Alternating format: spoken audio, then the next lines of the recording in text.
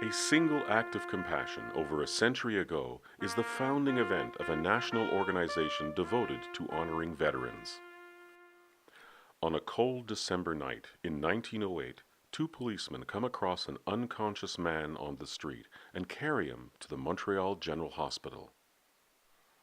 In the poor man's pockets, apart from a few pieces of stale bread, Arthur Hare, the head orderly, finds a blue envelope from Britain's War Office.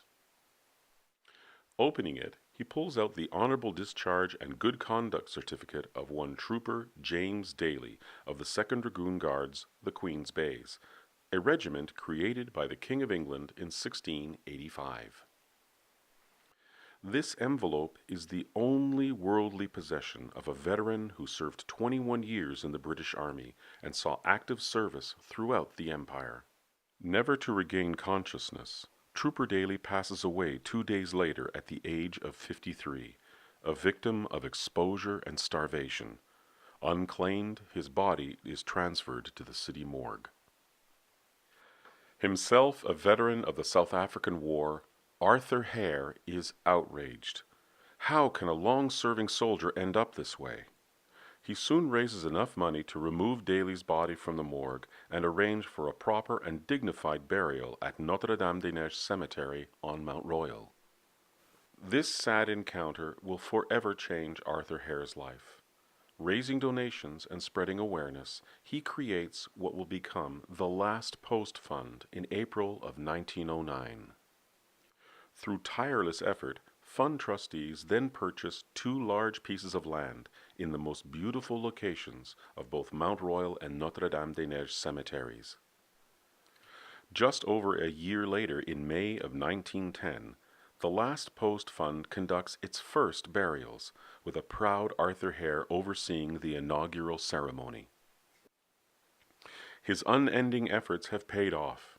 Veterans are now ensured a most dignified resting place. After the Great War, space on Mount Royal becomes limited and quite expensive. Fund trustees then envision a cemetery exclusively for veterans and their families. In 1930, 20 years after its first burials, the Last Post Fund inaugurates its own military cemetery, the National Field of Honor at Pointe-Claire, Quebec. Over 22,000 burials have now taken place in the Field of Honor, designated a National Historic Site by the Government of Canada in 2009, the Last Post Fund's centennial year. In the years that follow, the Last Post Fund expands its operations from coast to coast, assisting veterans across the country.